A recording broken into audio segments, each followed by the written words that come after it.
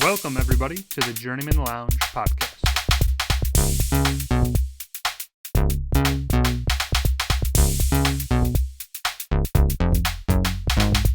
You better be praying to God because, you're 14 and losses in a row. You're going to need Jesus. Am I wrong? I thought you were pretty wrong, yeah. Welcome to the Journeymen Lounge podcast, episode 131, part. Deuce. So yeah, we got the movie review coming at you. We did a little bit of a pivot because I had thought that I had already reviewed this movie before, or chosen it, and I just remember now that I just watched it by myself and I pissed my pants laughing. So, I would like to present to you Beverly Hills Ninja. This is the classic 97 Chris Farley Ninja vehicle that everybody has heard of. So, in terms of this movie, I have to mention off the get-go is that Chris Farley is one of my all-timers. He's up there. And we'll just discuss this real quick, can the argument be made that Chris Farley much better as a supporting role, quick cameo type of deal? Can that be said? I think in the movies in which he is like the focal star, I think you can kind of make a point of that. Is that I was saying that, this is why we're discussing. Yeah. There we go. So words. I thought you were still speaking. I didn't want to cut you off. Very No, polite. I agree with that. I think first of all, let me just say I think Chris Farley is one of the funniest people that was ever on SNL. Hilarious guy. Amazing comedian, amazing talent. Practical effects. One of the best like pratfallers and like physical comedians. Mm-hmm. Right up there with like Michael Richards or whoever, name whatever. Chevy Chase, exactly. Fantastic. Belushi, Yep. Hilarious. I agree with what you just said. I think I don't know if you're quoting me or whatever, but I think that yes, personally for me, I like him better in a featured role in other people's movies because he has like so much energy and such a unique presence that when it goes over the course of an entire movie, I feel like it kind of loses its steam.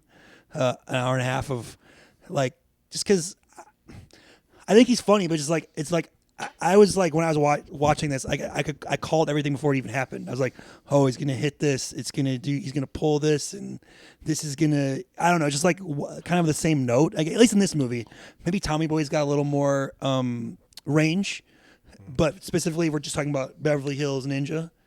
Sure, but what I'm saying though is that the movies again that he is like the main focal point. There aren't a whole lot. Like you mentioned 4, right? But I'm saying you mentioned Tommy Boy and Black Sheep. I would honestly put him as a co-headliner with David Spade. There is no like, oh, it's just Chris Farley's movie. You always think Farley and Spade. This Almost one, Heroes, Matt Perry. Almost Heroes, him Hilarious. and Matt Perry. This one, I think, is like one of the only ones that is him as the main guy. Maybe that's the problem. You need someone to work off of something. And as we'll get into it, like they do have Chris Rock in a supporting role. You have but his brother who's in Mortal Kombat. These are the things that, like, when you're having a finer lens to look at these movies through, I've always been like, this movie has been in my rotation every single year from 1997 because this is a classic like kids comedy type of movie that also has something kind of for the parents. There's some subtle jokes and stuff like that, that I think parents like are also like very much to a Disney effect. Yeah. But I mean, this has been one that's like I thoroughly enjoy this one for how ridiculous it is because to me, it's a 90s 90-minute comedy, and you're just like, we don't need to make a good movie. We just need to make a funny movie. The funny movie, right? For me personally, I don't have the nostalgia like you guys have for this movie or his movies in general. I said I was a Sandler, Jim Carrey, later on, like Will Ferrell. Like those are my guys. Fair. That's fair. I didn't really like, but I like Chris Farley again. I love him in Airheads. I love him in Billy Madison. I love him. You in love him in Wayne's World. small drop-ins I like then. Coneheads, whatever. Like Sure. he's awesome. I love him on Saturday Night Live. He's one of the funniest people in all his sketches. But this to me, without like going too much deep into detail, this movie is like an extended SNL sketch that just is like too long. Like it's just like Okay. it's like if it was like a 5 to 10 minute thing, I could see it being hilarious as like, but it's just like a lot of the same. Oh, he's gonna run into this. He's gonna fall down and hit this. He's gonna be a klutz here. I think Chris Farley honestly is better than that. I think he has more. He has a little more range, and he doesn't get to showcase it as much in this movie. Like I've seen Tommy Boy a couple of times. I think he has a little more. Yeah. A little more dialogue, a little more. This to me is very much relying on. His If you think it's comedic hilarious, presence. him being awkward and clumsy and falling over and running into things, and some of it does. Don't get me wrong, I did laugh at some of it. Not like I don't hate this movie or anything, but I'm just saying, like, to me, I don't think it's going to hit as hard as it does for you guys. Combined with that and the nostalgia factor. If you didn't see it when you were younger, Yeah. chances are you're not going to watch and go like, "Oh my god, this is great." Chris Farley is definitely like it's an acquired taste though. Yeah. Right. Because of Fair. again everything you said, the physicality. You need to want to watch somebody falling in a way and doing that. Like this is a very huge part. It's one where it's physical action. I mean, you mentioned Almost Heroes, Tommy Boy, Black Sheep. These are every single movie has some physical comedic. there are always parts in the movies. That's the Yeah. main part. Now again, you mentioned Tommy Boy. He has that little bit lot more more range range, because yeah. I think that movie is just it's meant to be something different. There's more heart in that movie. I think this movie is just kind of like they got the green light for Farley to do this. Now, Farley died in '97, so did. this is one of his last ones that he filmed. And He I also filmed- read that he actually did not like this movie. He went to see it with his agent or something, I think I read, and he's like, basically like, I mean, he's literally crying, but kind of like, oh, fuck, like, I'm kind of pissed off that I did this kind of thing. I know also he had turned it down like 3 or 4 times, and they offered him like $8 million, and he's like, all right, fuck it, I'm going to do it. And, you know, I don't know if that's because of his, at the time, addictions and habits, or just because he's like, I just want to do it, or Well, I think in general, not to go too much down the rabbit hole, but like he had obviously a big. And if you've seen really any of the documentaries, like Chris I Farley, am Chris Farley. stuff like Chris that, Farley biography, A&E. everybody who was interviewed for that basically was saying like He was on borrowed time. he had a self-esteem issue, Yeah.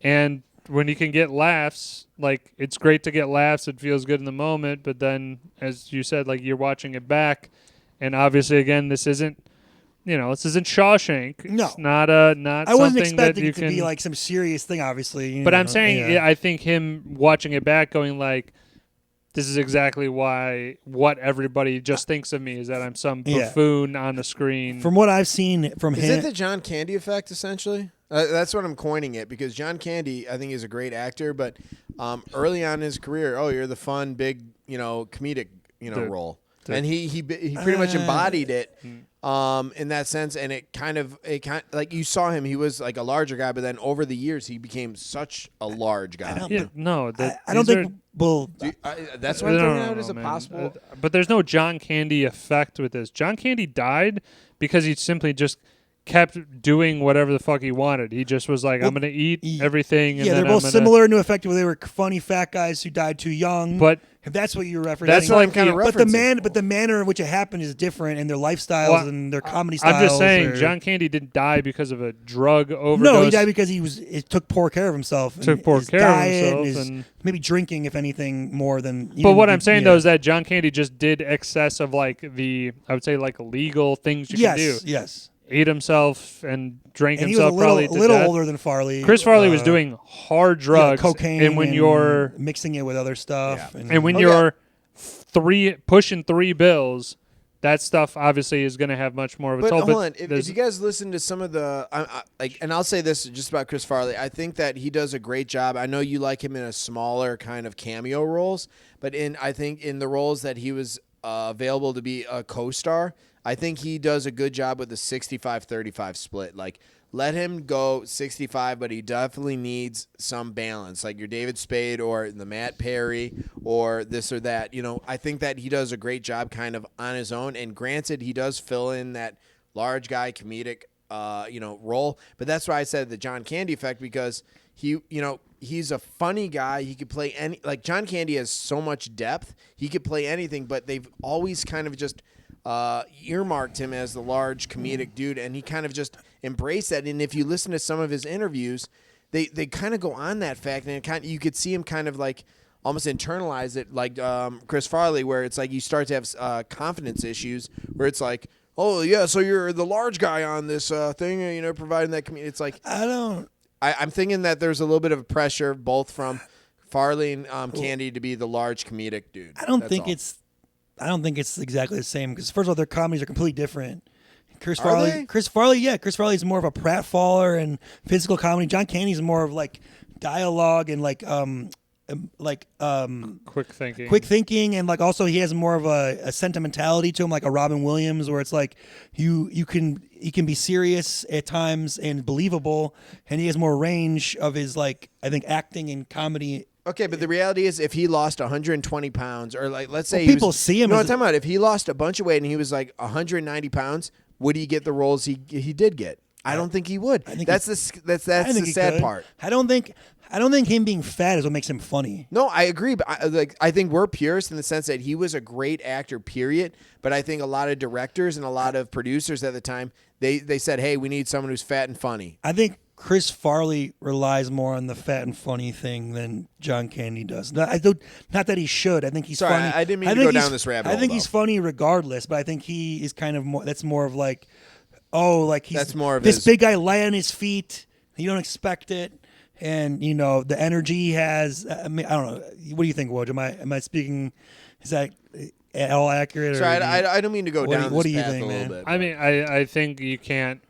They're completely different. The question of if he lost 150 pounds, would he still get this role is completely irrelevant. You can't. Yeah, I don't know. There's no way to know if he would get that or whatever, because you're taking a person and going, hey, you're going to change your physical appearance.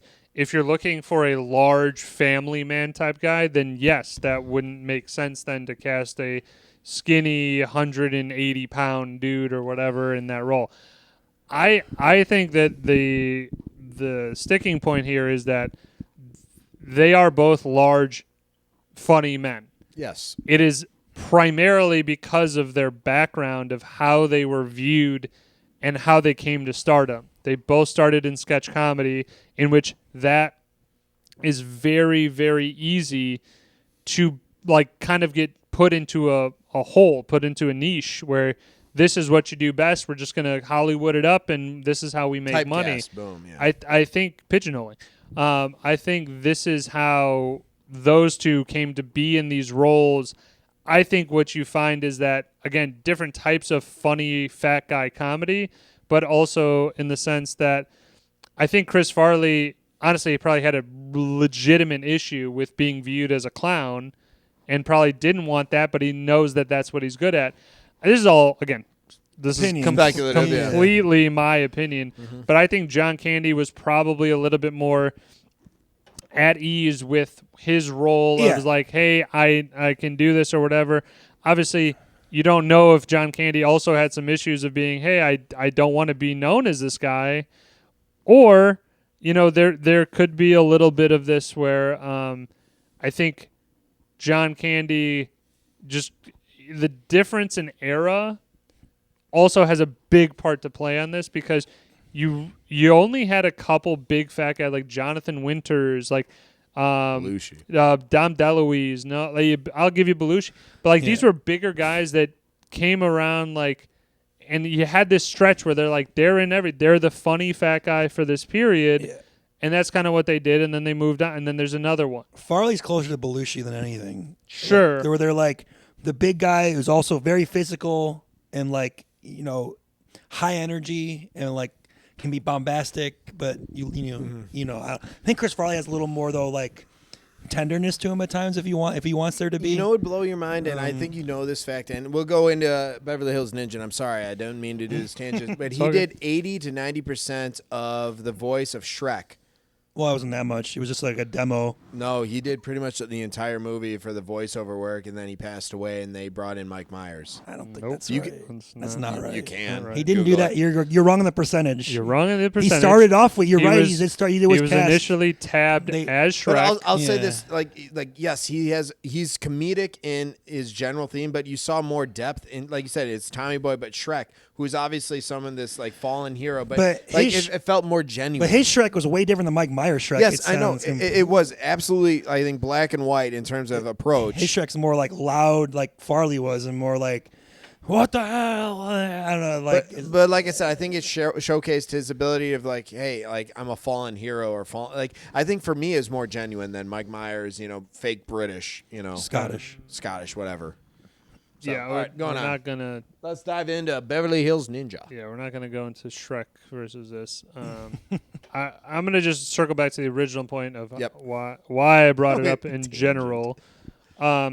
Is just that again, the Beverly Hills Ninja again is I think one of these only Fucking movies hilarious. that Chris Farley is the main focal point, and as I've watched it now with a little bit finer critique on it, I do find that I'm like, I didn't love it as much as I have in previous years because I think I was just watching it through a lens of just like 90 minutes Nostalgia. slapstick Rose-colored comedy. glass, yeah. Let's just do what Chris Farley does and be, a physical comedian. Beverly Hills Ninja, again, when you watch this, anybody who does, Yeah. you should know that it is not trying to be something that it's not. Good. It is a 90-minute 90s comedy, and that's what it is. So don't go into it thinking you're going to get a great cerebral performance. storyline. Yeah. You need Yeah. to go into it It's dumb and taking it funny. not serious Yes. at all. Dumb and funny. Like, and that is this like the gag is the gag, and that's if you like it, you'll like it, and if you don't, you probably won't. Honestly, like I think. No, I mean, you have agreed. to like the 90-minute comedies that are just like, hey, it's a crazy storyline. Go. Yeah, I'm No. saying if you don't appreciate like dumb shit that's funny, like They're ridiculous. him running That's into it. a wall or a truck or something, or hitting people on the head with a stick every time, like then if you think that kind of stuff is stupid, you probably won't like this. This is like John Goodman as Flintstones. Like we get it. Just let it be funny and then kind of just dive in its own category. I get it. Like it's not going to be a heavy plot, heavy role. This is a real thinker. No, it's not. So, like I said, it was 97. I didn't know this, but it was directed by Dennis Dugan. Dugan, yeah. This I knew is that. one where I don't know. Dennis Dugan usually makes an appearance. You do not. I don't think. No, And not this one, it's either A, he didn't make it, didn't Right, put hit himself the in, or editing. B, it was chopped on the editing Could be floor. deleted scene or something. Could have been deleted Because scenes. you would think he would have been like the hotel manager or something, or Something, but like I said, it's something where yeah. it's absolutely fine that he's not in it. I do love Dennis Dugan's cameos in movies, Sure. so. I do also want to mention like the writers of this. Normally, you go and you're like, "Oh, what else did they write on? Something cool." I don't know any of the movies the two guys wrote on, so I just okay, man.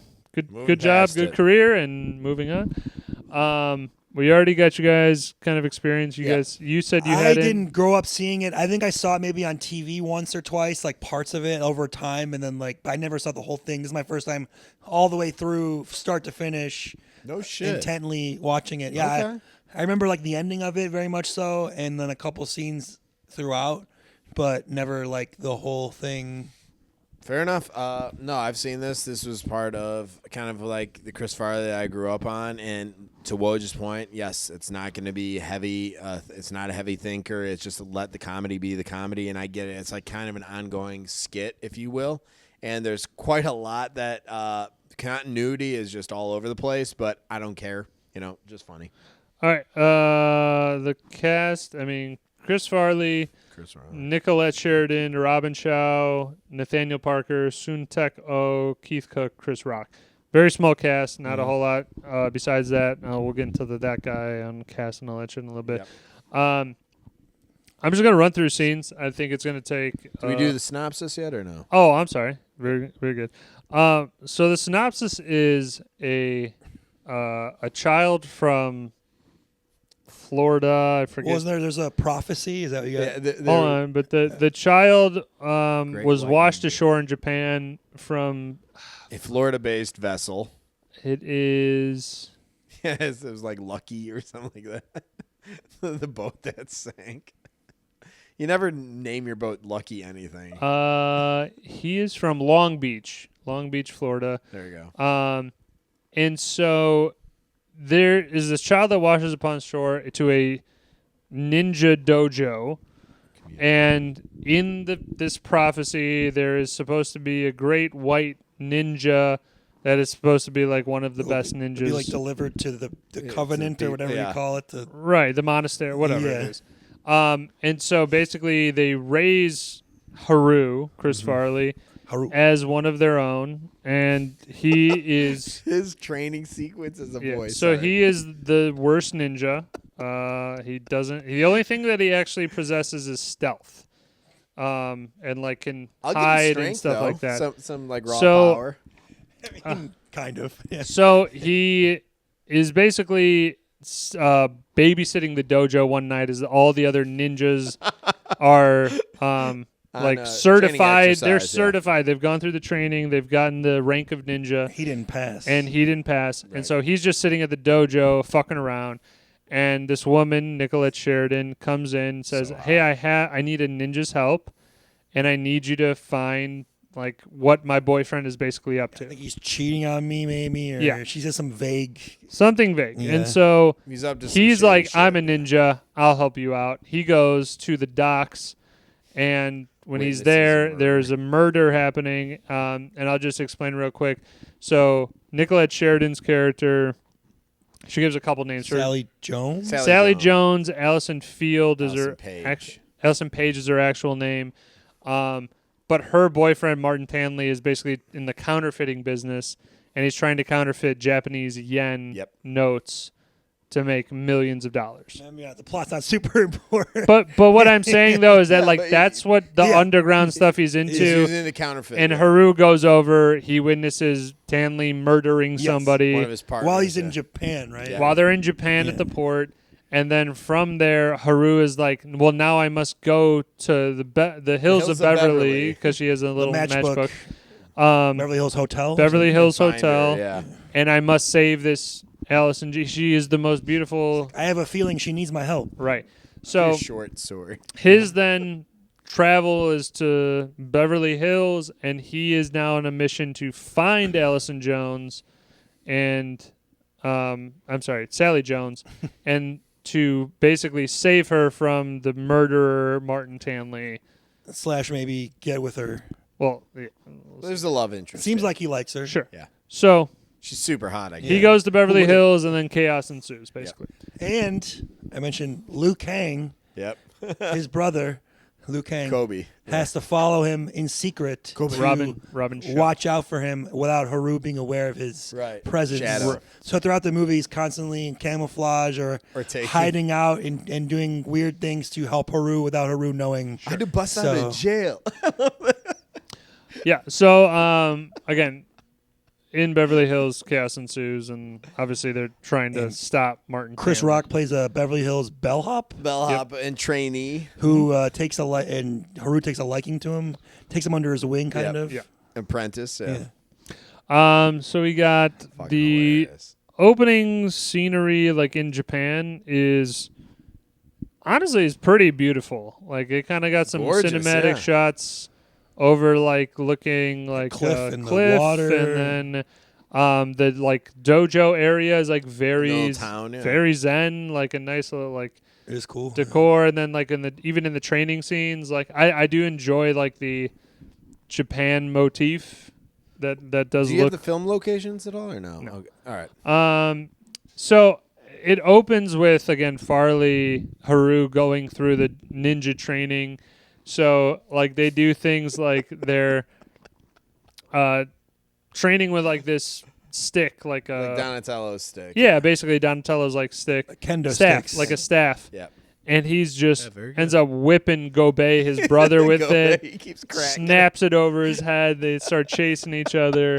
He runs diagonally. They're doing on a grill to to I guess get more strength. Well, yeah, burn your hands. There's Burning no your sensation. hands. So and he's Called that cooking one. and he's cooking like beef skewers on it with Yeah. mushrooms and shit like I was that. like, oh, he's going to probably be cooking something. He's cooking like skewers or On whatever. his side too. Yeah. They had like the little Shish kebabs. the thing, yeah. They have the little thing that you like throw with a knife on the end. It's like a chain link. He wraps it around the beam and like chokes himself out with it. Oh, yeah. Yeah. When they're doing the stealth training, he has a bird on his head, like with a hat, That shit was funny. That shit was funny. and he flaps the wings. Yes, you're supposed to like surprise the master. Yeah, or the whatever. sensei is walking around the grounds, and you're supposed to, hide in plain sight. They have like a little wax paper where it's supposed to teach you like quiet footing. wax paper. What's that? No, It's wax fly paper. paper. It was like the Sticky paper. was it kind of like the hospital paper? It's on top of the bed or whatever. Technically, it's supposed to be that fly paper, and these guys would be able to walk across fly paper without actually, It's supposed to sticking just it. teach you light footing. Yeah, like you gotta go like 1 foot to the other Yeah. Go Bay does a great job, and then you have Chris Farley. And he just like steps on All of it. falls right Or through. gets stuck to his foot or whatever. Then like there's a thing where they're like wrists. grabbing the jar of like Cauldron or- molten thing to basically get this Brand it. branding of the ninja dojo on their forearms, and he takes it off for like 1 second, spills it all over the other over the ninjas that are patrons. sitting in the audience there. And then to me, the pied de resistance is there's this higher plane of existence, which apparently all in this world, all ninjas can go to. So they meditate. and they can meet the sensei up in this higher plane of existence. So you see like sensei is here, like as everybody is sitting, sensei is here, every other ninja is over here, and then Chris Farley just floating through. He's all and he over the can't. He's place. like, I can't do it. And then Sensei has a Sensei like can Control use his that powers or down, whatever. yeah. Well, that whole thing is kind of remind me of like Doctor Strange when he can leave Sure, his body and they sure. can talk to the An astral plane. astral plane or whatever. Yep. Yeah. And So so, funny when he comes back to Earth. He goes, yeah, as he comes back to Earth, he gets launched. his physical body gets launched into two just nice gentlemen sitting on a bench. And then in the hotel, he goes fucking. Sorry, Later on. I'm jumping. So funny movie. again, you have this scene, and then you go right into again. He's not picked for the ninja exercise where they're out at night. Yeah, he doesn't. He's kind of home alone, trying the to dojo. go through his own like. They put him on bitch duty. Pretty much, Yeah. but it's more of he's able to just kind of do whatever he wants there.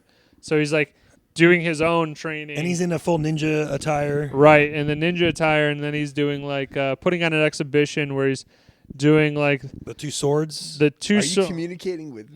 two swords. He does like the Taxi stick, the driver. broken stick thing. broken stick thing. I don't know what it's called, but it's like in segments. Yeah, And it's, it can- it's Yeah. 3. Yeah. He's like he does it, and he smacks himself in the shin, and then Hits himself in the I like when she comes in and he's talking and he's like, "Oh, let me get this out of your way." And he just flicks the ninja star. It's like perfectly right into the thing. He's like, "Oh, that was very good." He's like, "Oh shit!" Like, Yeah, like he didn't even expect it. there's a lot of facial cues in this of like him unintentionally doing something. Yeah, He's always- like.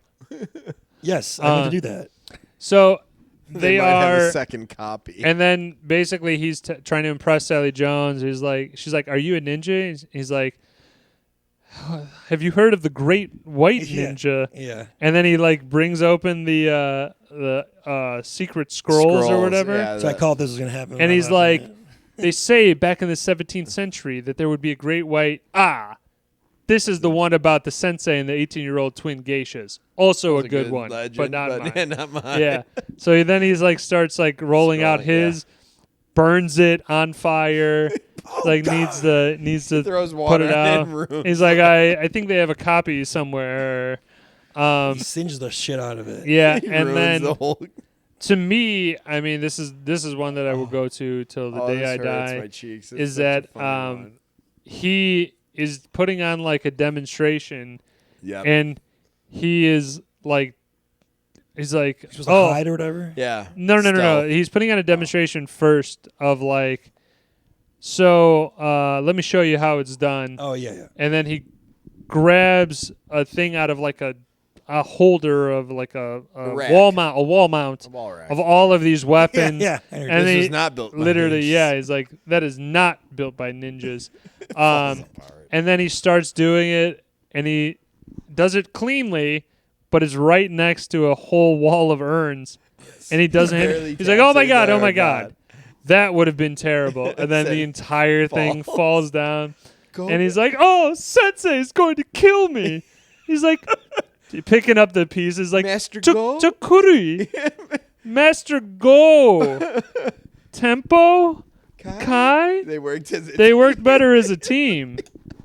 Yeah, so he's just going through Oh, that. shit.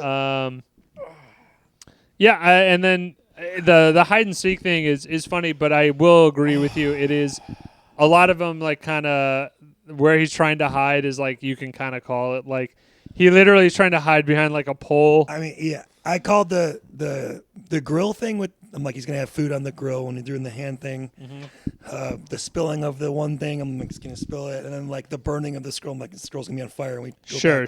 Like it's kind of well, it's his thing, right? That's like his type of Right. No, it's comedy, Like, yeah. Are we doing the scenes? The hiding, Yeah. the hiding thing was funny when he just like, and he's like, he just like jumps out the door. But, like, He goes, through in 10 through seconds, the wall or whatever. I will be gone. And she starts counting, and he first hides behind a pole. pole, yeah. Then he puts a lampshade basically on his Yeah. head, He jumps out. and then he does a He full runs by her. jump out the window, and then shows up behind her, and Haru, like where are you? And he's like, I'm right here. catching his breath. yeah. He, So he hurt himself on that, by the way. He jumped in like a stud. Oh, He no fucked his shit. shit up. Then he jumped through the. I didn't know that. Yeah. So then you Well, go there you to he's investigating. He's at the Japanese port. I just like the scene where like he's trying to like be all stealthy, and then he gets caught on the automatic gate. He just And the swinging first way he's like struggling, and then the second time he comes back, he's just defeated. He's just like, God damn it! Like I'm fucking caught up. The dead body falls into his boat, right? Is that, Yeah, like And so they kill a he's, like, guy. paddling away. then the cops see him with the dead body in the Right. boat. I like the cop cars in that. They're just like little tiny things. Yeah. And I'm like, this is what the cops fucking roll around in. Yeah. In It's like- Japan, that's probably true. Like, But I'm they- just saying, like, they couldn't little get more than carts. like 25 miles an hour. It's like a golf cart. So he witnesses the murder, the girl's boyfriend murdering Stanley the mordering his guy. partner. He's because got he he's didn't got get an the plates. associate with him too. I don't know that guy's name. That but is He's in. he's like his muscle. Yeah. Yeah. his name. I like when he gets back to the is- village and he's like, "I've been accused of a murder," or he's Sensei's like, "I heard a ninja's been a yeah." Well, His name is Nobu. Okay. I like how he's trying to explain to his sensei. He's like, "No, I have to follow her." He's like, "I think you're followed by your short sword here." Yeah. So he again says like, I have to do this. I have to do this. And then in the sensei trouble. basically just like lets him go. He's like, okay, you know, you will. Good luck to you. You know, good luck to you. And then basically, as Bobby said before, he tells Gobei, or maybe you said it, Gobei has to Follow him. then follow him Liu Kang. Yeah, be To- a shadow. help him out, basically make sure he doesn't die. And there's a little quick Good brother. scene where he's saying goodbye to all the other ninjas and elders, and he's like bowing, Yeah, call him that. Cracks bowing, his head. and he smashes into the other guy. He's like, oh. TSA when he goes through with all. Well, before that, he runs into the Jeep or whatever. Yeah, and then I was gonna say right after that, he's like looking back, smacks into the back of the Hard. Jeep, car. falls back down, and then everybody in line is like, God damn, this And then guy's get this guy's gonna die. the Go Liu back. Kang. Go Bay. Go- Say it with me. Go Bay. Go Bay. Liu Kang. Liu Kang. Liu That's Kang. The real life Robin, whatever the actor, what's his name? Robin Yount. I'm just kidding. It's a baseball Robin player. Shu. Shu. Shu. He said that Chris Farley like really ate that shit hard. Like when he hit the, like there was no mat or anything. Like he Yeah, just no, fucking hit the truck and fucking back, boom, down. Yeah. I'll say that for his physical comedy, I mean, he really goes out. He's dedicated. He's Yeah. one of the best at that for sure. Yeah, and then emptying his weapons at TSA is just like he's got ninja stars, he's got giant That swords. shit was funny. That scene was really Two funny. huge He walks through it at swords. first and it beeps, and then he like hits the sides of it like it's something and attack him. He's like, "Do you have anything on you?" And he just starts pulling out Take out your pocket. dual Yeah. swords, Death Stars, daggers. I think. Death Stars. Something. You mean throwing stars? I like it. Yeah. Ninja Death Star. Yeah, it's a throwing star. I like that Gobet is so good that he comes out as a thing of disguised as a thing of luggage. A luggage, yeah. And then they go to pick it, and he Yeah. jumps up. He's like looking around. I got like little scenes like that. Or him in the trunk when he's like suffering on the smoke fumes because he He backs up over the parking curb and then goes back and then over it stabs again. the shit out of the soft. Oh yeah, the Yeah, the top. oh, the seatbelt. seatbelt's choking him. Seatbelt has the automatic like it used to do in the 80s and 90s, Where it where goes up it's, on the- yeah, it yeah. starts here and then goes over to like His put it on shoulder, for yeah. you, basically. And like cuts it with a knife and And then stabs rips the open soft the top. Convertible Yeah. top. soft roof. And then that guy's hiding in the trunk and he's getting like gas inhalation the whole time because he ran over He the ran over the curb stop, thing. curb He'd stop, be like yeah. dead. And Poor then Gobet. Poor King. yeah, and then basically you have like these next couple scenes. They're not really my favorite. They don't stand out too much. Other than like he basically is trying to find again this Sally Jones. He has no idea Right. where to go. He tries to like just basically just like start going up to people and like Sally? I like two quick scenes before that. sure. The one scene on the airplane where he's telling the kid, "I'd have to kill you if I tell you this," and his dad punches him, and then he walks out of the plane with like two things up his nose things up his nose. Yeah. before he gets on the end of the car. And then also when he's in the car and he's driving really slow, and the guy's always like, "Hey, asshole!" And then he goes to get the valet parking. He's "Thank like, you." "Thank you, asshole!" Yeah. And he keeps calling him asshole the whole time. That was Well, kind the of valet is great and- because their response is "Thank you, sir." And then the gag is pretty funny the whole time. He keeps taking his shoes off at the entrance And and, they his keep- sandals, and yeah, the janitor service, keeps like yeah. cleaning them up and throwing them away. And he's Yeah. like, "Who's taking my shoes?" At the end or whatever. Can we enjoy the bellhop who's like, unfortunately, sir, we don't take wampum. You know, like there's 6 months in advance. This he's just shitting on him. He's like, "Oh, do you have to you take gold coins?" Yeah, it's the desk manager, and he's Fucking at the hilarious. Beverly Hills Hotel, which Yeah. is obviously 5-star. 5-star hotel, and he's just like, "Okay, I guess I'll take one of your lodgings." And Is the cost great? the sensei gave him a bag of gold coins. He throws them down, and then he gets a first floor room, which I'm sure That's is sweet, yeah. thousands of dollars. There's a little funny too, back and forth of Chris Rock and the manager. He's like, I "I got- can't work anymore." I got it. Yeah, I don't have it. Yeah, go for it. He's like, So- "I I don't can't wanna work go here. on I can't work here disability." anymore. I gotta go on disability." Yeah, Chris Rock. it's pretty quick. I'll just do both sides of it. Sure. So the manager's like 73 minutes to deliver 2 suitcases and 1 garment bag. Do you have an explanation, Mr. Washington? Yes, sir. I seem to be coming down with the tunnel carpal Carpal syndrome in my wrist. I think it's from carrying really heavy garment bags around. Now, I don't want to go on disability and sue this company for millions of dollars, so I figured I'd just pace myself. Mr. Washington, everything you do irritates me. I'm going to go ice my wrist. Yeah, it's a little quick And then one there. he eventually takes on Washington as an accomplice. Like, take him under his wing. He's like, "Oh, dope!" Like he's like, Yeah, he's like, "You're a ninja." It's like, Well, he comes in this hotel room. "The blackness right, of my belt is." yeah, I Rock's, got like, that fucking one with too. the curtains and shit, and he little gag with that. And Chris Farley's like checking out the room, doing like somersaults and like rolling Yeah. around. And he's like, "What are you?" He's like, "I'm a ninja." He's like, "Get out of here!" And he's like, "The darkness of my belt So- is like a moonless night." Yeah, I got that too. But yeah, he's like he has the 2 swords. So Gobe's in the closet, and he like does his 2 swords, and then he whips one over his shoulder, goes right through the through and door. right in front of Gobe's face. He's like, "Yo, that was dope, man."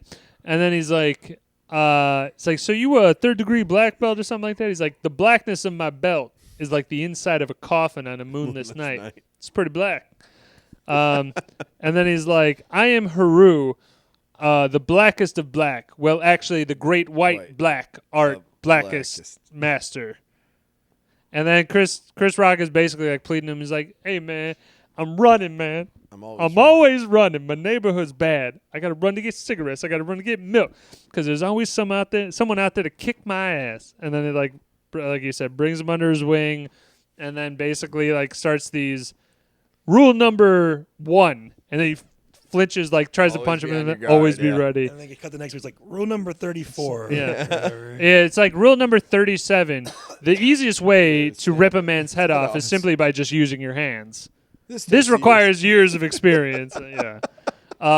So You look like a pimp, and as a pimp, right. So like then Chris Farley needs to Blend in. So he goes to Rodeo Drive, very famous little plaza there.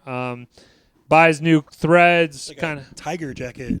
goes through, and then basically he sick jack. I love it. I think I it's dressed great. as Haru in Oh, no shit. Halloween. That's awesome. Nice. 1 year. In the tiger jacket or in the I had frock- this like or in the badass gi? jacket. The problem was that I didn't really do anything with my hair, so it just was like my hair. I should have got a You gotta wig. get the bowl haircut going. I should have got a or whatever. Yeah, wig. he I has should have got a blonde wig. hair, Should have got a parted down blonde. the middle. So Chris Farley is now like at a crossroad where he's like, I don't know what to do. I don't know how to find Sally Well, Jones. he keeps talking to random women, like you said. Like just every, running up the he road. always says that he has a line. He's like, "Attractive blonde woman in Beverly Hills. How hard could that be to find?" Yeah. And it's like literally every woman. And he also Natural blonde? and he also Yeah. goes up to what he thinks is a woman, and it's a it's a dude with guy. long hair and a purse. Yeah. And he's I have like- a friend, actually, Yeah. she or he. You know, Yeah. they don't look Sally like Jones. So then he goes into the higher plane of existence to talk with the sensei, and he's like, how about you get a phone book? And then he actually tracks her down. Well, Or, the- I'm sorry, he Well, tracks Go Bay Stanley. basically Go Bay forces. does, yeah. Or Liu Kang. Yeah, Liu as I Kang was- forces Which the is this is hand. my favorite. Him hiding. He's the statue of with the family. The Asian family. Like the yeah. bronze statue. Yeah. And then he's like, Blows out. how am I ever gonna find her? And there's like literally like a newspaper article with Yeah, her with on her the and cover. Stanley. He looks, he's like, Jesus Christ. And she drives by at that very moment. He's like, fucking. And he A. steps in throws dog like a shit. dagger and has her like. Sorry, tiger what fight. I'm remembering is he does use a phone book later to find Tanley's house and address. Right. But yes, the initial meetup is Go Bay Go Bay is just like getting them to And they're meet. like, they bump into each other. Like, oh, Right. Sally Jones. I think Right. you lied to me about your name and Sure. The blah, whole blah, blah. invasion of Tanley's house was fucking hilarious. That whole sequence. Right. There's just there's a couple things before that because Yeah, then there's- no, go ahead. The strip club scene was Yeah. before that, which is fucking Well, hilarious. I'm just saying. I Just, am not one. I'm just setting up in general is like then you kind of find out that Sally Jones is really like trying to investigate her boyfriend because her sister was killed by him or her something? sister started working for him a couple months before dating that, him. then disappeared, or I'm sorry, then was murdered. Tanley is obviously the prime suspect, but wasn't charged or anything like that. Yeah. The strip club part though, and he's trying to focus. It's really funny. He has like a mantra he's saying. He's like, I don't know what it is. But I'm one with the I'm universe. one with the universe. And he's I'm like, one. her tits are like shaking. He's like, I'm one. What am I saying? am not Like, one with I am not. And One, then he's like starts dancing on stage like Billy Bob in Varsity Blues, yeah, basically. 100%. Pretty funny. Well, probably before. Was before it. Yeah. So technically, So Billy Bob Bob stole it from them. yeah. So yeah, Haru Uh, dancing on stage. But again, Smacking his butt. another nice physical comedy for Chris Farley. Just do whatever. And then He's they grabbing the chuck him out of pole, the and then he club. do, and then they whip him out there. Then Two bodies. there's another murder by Tanley where he's getting the other shoots half the of the kabuta plates side, yeah. Yes. and then kills those two guys. And then another, and then always love the thing. He like goes into the higher plane of existence again. He's like, I got. yeah, I got a few. accused of another Couple two murders. murders actually. And, Yeah, some lady like sees them when the Police! bodies Yeah. fall right next Yeah. to him. Yeah. It wasn't me. I like how they're in little. They're legit in China. So this is a continuity, and this is a mess. This whole movie, but it's whatever. They're in Chinatown. They're not in Japantown or Kyoto Town. Well, they're in Beverly Hills, so they got to be in Chinatown. No, right? I know that, but the reality is, I don't know. you have a Japanese-based, ninja, and then everything about this flexes between China and Japan in general. It's just Asian. Sure. So So then from there, one of the next scenes is and it always kind of flips back to the Beverly Hills Hotel. Like he kind of goes back and forth and back and forth. The Benihana scene. the next scene would probably be the No, I have the mansion before that. Oh yeah, He goes to Martin Nicolette Tanley's. Sheridan's mansion or whatever, the guy's mansion, and then he uses the grapple hook. That gets caught on the satellite, and the Gobe's, satellite yeah. falls down. Then he gets it caught on Liu Kang's foot, and then Liu Kang Goes flying Oh, off also the- before that, there was a dog chasing him, and he shoots the bird. The bird instead of the dog, and then the dog is like distracted by the dead bird or the unconscious bird, I should say. Yeah. And then he's like, I am Haru, blah, blah. I'm a ninja. Then it cuts to him like sprinting away from this like, I don't know, like, Rottweiler, Doberman. Yeah. Doberman, yeah. And then, I'm just going to call him Liu Kang. Liu Kang saves him. He gets to he hooks the dog in like this like bag sling thing. And they ropes him up. Yeah. And then he tries to, Haru tries to grapple onto the roof and he ends up getting a satellite, which comes off. And then Haru gets caught in it, and then he falls off the roof while Chris Farley gets raised up on to the balcony where she's at. And then in there, he finds out that he has this, I think this event with like the hibachi place or whatever. It's like a Benihana, basically. At a Benihana. He finds the date book because he's hiding on top of the bed or whatever, and I guess it's up there maybe. I don't know. Yeah. Or somewhere in the room. Yeah. Yeah, and so he finds out they're going to be there, so then he goes there. He poses as the chef. Which is pretty funny. At the table, and Gobei is dressed as a woman. Yeah, at the table with her friends. And Haru is just looking over at the one guy, and you see him doing all of the stuff. Yeah. He's trying to mirror it. So he's like, oh, okay. Ohio, konbanwa. Ohio. Burns himself, throws a steak on his head, and like, oh, wowie. And then, doing the shrimp toss, and it goes into the woman's breast. Cleavage. And he's like, oh, and snips it, yeah. And then he mixes the scarf in with the food. Yeah.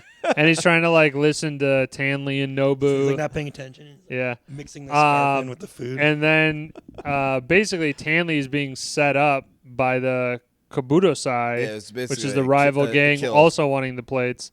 And so there's an assassin coming in, and again Farley's looking over. And the guy's doing more things. And he grabs knives and goes, and he fucking slings one. And he slings one right in this guy's chest. And then chaos ensues. Go ahead. Yeah, Liu Kang comes out of hiding. He starts fighting people in his woman outfit. Yeah. And then a couple of the other guys are fighting while they're trying to escape. And then they notice the blondes there, Nicola Sheridan, with him. Why is she doing here? And they're trying to escape. He's like, I know when we're in danger. Danger is here. We need to leave now. Getting shot up at the car, back of the thing. Yeah. And then I also love that he takes out 2 huge fish and he just beats the shit out of one guy with it. Because the whole movie he's just using the swords, but he doesn't have the swords. Yeah. So he just grabs these giant fish. And he just beats the shit out of him. I love the musical score for this whole scene. Yeah, we'll get to it. We'll get to it, I know. So then after that, you have there is the meeting with the Kabuto. No? I believe it's the. Oh no, is it the Chinese or? It should be the Kabudosai. I have Kabudosai and. I have for next. I had the Will Sasso scene. Oh, that is okay. I don't know if that's before or not. I don't. I believe that it is the Chet Walters scene first, and then it is the Kabudosai. Yes. Because Gobei is at. Yep, that is correct. Because they meet up with Will Sasso, who's like the counterfeiter, I think. Right. So Chet Walters is this just big, kind of in my mind, it's just like a big Midwest guy. Hilarious. Who's just Wisconsin. I think they're actually he's mentioning he's from Wisconsin, and he's just cracking jokes, and they meet with him. So Haru and Sally Jones is just basically like, oh, our car broke down. Can we just use your phone? And their plan is like he's going to put him to sleep. Or with the ancient ninja technique. Yeah. And he goes up to him first and he grabs him. He's like, what the hell are you doing, man? He's like, are you not comfortable with shiatsu massage? And he's like, oh, okay. And then he tries to choke him. He just puts him like an arm bar, or like a like rear naked choke, and then Sally just fucking drops him. And he's like, and as he's falling down, he's still like pumping. That is not a ninja way, but that way also works. Yeah, I'll just give you one example of just to embody Chet Walters. Haru comes in, he's like, nice coat, nice coat. Who shot the couch? Yeah. Stuff like that. Who shot the couch? I love this scene where, laughing mushrooms. So he pours it in his mouth. He's like, he's getting forced to tell the truth. But then they're all kind of high on the spores. He's like, he killed her sister, and like it's a morbid thing. And they're coming here right now. And they're gonna kill us. If they kill, They're gonna kill us all. No, but I love the fact that he's like, yeah, he killed So her then, sister. And Chris Farley impersonates Will Sasso's character. Chet and Walters. dresses up like as a fake mustache. Which I don't know where he got that from. And Whatever. And like, I think does he have a wig on or just gel his hair? No, it's just his hair. He's just He jealous. puts the jacket on, and he's like and he's doing the same thing that the shit Shtick, that he was yeah. doing. Like, oh, where'd you get the coat? Is it made out of like the couch he or kinda whatever? copy He's paste like, his personality. Hear about the lady who backed into the fan? She had a disaster. A disaster. Who's driving? I found this part of the movie very funny, and this is reminding me of like SNL Farley, Sure. where he's doing like a character, and like he kind of gets to show off a little more than just Blind. Yeah. him falling down Sure. and hitting things, or he's like being a funny guy. I don't know, like him impersonating Will Sasso's character. Oh, it's great. Was hilarious, Yeah. and he's all high on the mushrooms, so he keeps constantly making these dumb jokes. Where'd you go driving? And they're Cooking school? He's like, put the blindfold on. He's like, oh, okay, if I have to, or whatever. He's like, I can try and drive with the blindfold on if you want me to, or Yeah, who's driving this buggy anyway? Let me guess. Don't tell me he's grabbing the guy's face. Carol Channing. Yeah, yeah. And then when he's explaining, so this goes into him trying to create the prints. They and go to it's like a dog shit. factory They go or to a something? factory. They go Yeah. inside a room within the factory where there's a printing press with plates, and he steals the plates. His prints are dog shit. We got to mention too before that. They His- go to the water the fountain. water His mustache fountain. comes off, and then Kobe helps- Liu yeah, Kang Liu Kang. like whips it around, and, like gets it perfectly back on his face without him knowing. He's like, "What the hell? Oh yeah, Must I have don't been a know." bug or Yeah. something. A I have a bug must have cousin. bit He'll me. nuke the shit out of every bug. This dumb. Yeah. He's going over the printing press process or whatever, and then he's obviously fucking it up. I wish I had the quote. I didn't write it down, but like he starts just saying Pap smear. All this random shit about like. Gotta So what read I can do is I can go back to my shop and recalibrate the F942. Kind of And- like a pap smear. Yeah, He says something the like pap that. smear, and And then he's Nova. like, if we go back to the Magna Carta, like Yeah. he's just randomly throwing out bullshit, and this guy. This And part of then- the movie is probably my favorite. And then as he's doing that, he's like stealing the plates so that he can get out. And he goes out. They fall out plates of his fall. jacket or And whatever. then I love Tanley is just like, you're the big fat ninja everybody's talking about. And he's about. like, great, white. then he thinks he's safe. He locks them in the room. When he walks out of the room, there's like 5 dudes about to Yeah. kick Such his a ass. ninny. Like Yeah. Ninja's ready to roll. And then from there, They do the they're, caboose. right. So they end up beating the shit out of Farley. He gets, I think it's very up. 1985 cartoonish, where like he gets packed into a box on a conveyor belt. Conveyor belt. Yeah. And then he drops in, and the box opens up, and he's right They there. tie him up. They I have completely a- forgot they have about a that. meeting. Yeah. Yeah. So they then- tie him up meeting. Tie him up. They go to the Kapudasai because they are basically. Trying to broker. He is trying. Tanley's trying to buy the plates, and Kabudosai thinking Are doing they're the gonna buy their side of the plates because that's how you get the full plate, right? Or the full Piece. model, whatever, print, whatever. Yeah, you need the front and back. Very Rush Hour 2. Yes, definitely so. So at the Kabudosai meeting, basically this elder is like setting it up, brokering it, no guns, and then basically sets up the Kabudosai by basically Tanley Tanley's greased him. paying them. So they can now have the plates. Haru's in the back. Sally Jones comes around, breaks the back, and he is tied up, and he's like, I will be free in a minute. All I have to do is visualize the knots untying themselves. Straightness of the rope. And this will have. yeah. And then she's pulls like, out a knife. It's like a knife That works also well. works. So then he basically escapes the car, and then cops show up, and then Oh, yes. as he's they grab there, Sally though, because she's standing at a well, goddamn. he's there phone first, booth. and then all the cops show up. I'm sorry, you're right, Bobby. They do grab Sally as she's in a phone booth. Haru. You'll appreciate this. This is Call of the Goodfellas. Guess who was also in the phone booth who had to call to get help? De Niro.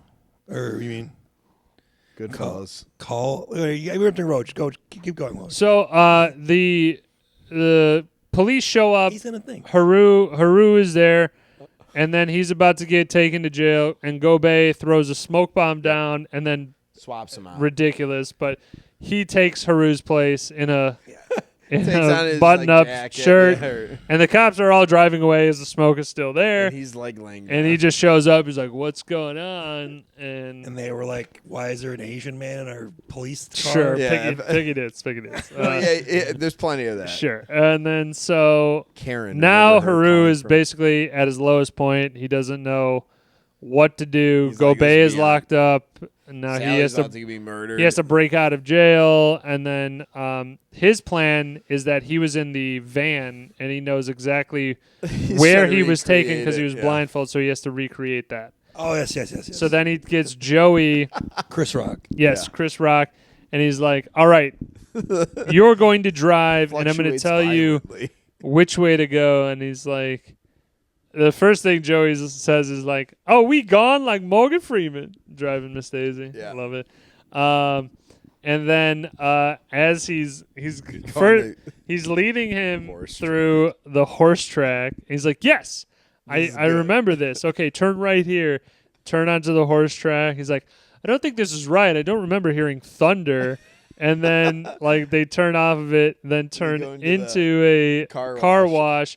And he's like, you've led us astray. I cannot swim. Yeah, going and through it. then he's like, the weather in the U.S. Fluctuates violently. They go back to the hotel, and he's like, "Oh, you gotta start over." We have to start And then And Gobei. Does knocks the- him out. Does the ninja does grip the thing Yeah. to Chris Rock And I love it. He takes him right back to the factory? factory. and now it's night out. But I love that Haru is just like, Joey, this is all wrong. Wrong. He's blaming we need to Joey. turn back And then he around. takes the blind. He's like, "Oh, we're here." And then he's like, oh, man, I love this. He goes, Joey, because he's asleep, he's like, Joey, you are a fragile boy. Yep. And then he Swings Climbs over. up a palm tree. Yeah. So yeah, this one's wild. He climbs up a palm tree, and then swings the palm tree to then fly onto the himself, roof, Yeah. and then over the sides. Yeah. falls down through the roof, and then is in the Onto a factory truck. now. And basically, he's trying to infiltrate the factory, and they have all these guards with And again saves that him. all know karate in And the same. He's gonna face like track 10 shoot. dudes, and that's when Liu Kang reveals himself. So right? I mean, it's goddamn amazing. I love it. The You last got me 20 saying minutes. almost Liu Kang, you fucking asshole. No, the last 20 minutes of this movie but is no, awesome. but Gobei literally like reveals himself, Haru, and he does like a flip down, and then it's them two against everybody, and it just fucking And it's like the same kind of gag as the beginning where like Chris Farley keeps accidentally hitting him right with right, weapons and things Yeah. like. I'm sorry. He's like, just Shouldn't you go save go Allison? there. Don't you Go want you need my save- help? Yeah. He's I like, will try. I will try without you. Yeah. Like it'll be better without him. So then he goes to find Sally Jones. Allison is tied up with a bomb, 12 in a room. in a room that's like a 5x5. Secured, yeah. And so Haru is like, okay, I got this. Drives a forklift into the wall Almost where hits the the bomb two is, like things that lift up the right? pallets. And so he can put his arms in. He's like, I I got can this. see. I can see. And he takes apart a He phone, disconnects the rotary phone. throws it down. Yeah, good. Well, then he starts doing them the bomb, and it goes from 10 minutes to 5 minutes. And then his brother We lost half the time. And he's like, "I will be back, Allison. Don't you worry." Yeah. Gobei He sees Liu Kang is gonna lose. Yeah, Yeah, Liu Kang's getting his ass kicked. And Go he's about back. to get an axe to the face. And then he comes Got in, him. and he does the flip in, and he goes, I may not be the best ninja. I may not be one with the universe, but no one messes with my brother. And then everybody was kung Then he fu starts fighting. kicking fucking ass, and like, It's really him doing it. yeah, That's he him does all doing his the stunts. It's I awesome. love that kick where he goes with the wrist thing and goes flip. Yeah, and he puts and him. kicks his foot around. Yeah, that shit was That's cool. a tough thing. Yeah. Like for Chris Farley being a big dude. Yeah, he's pretty mobile for a big dude. And Yeah. Liu Kang is impressed.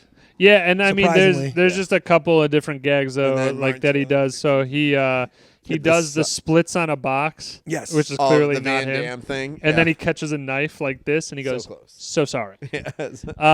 And then he's hiding from Tanley. So like they beat up like all the guards and the Nobu.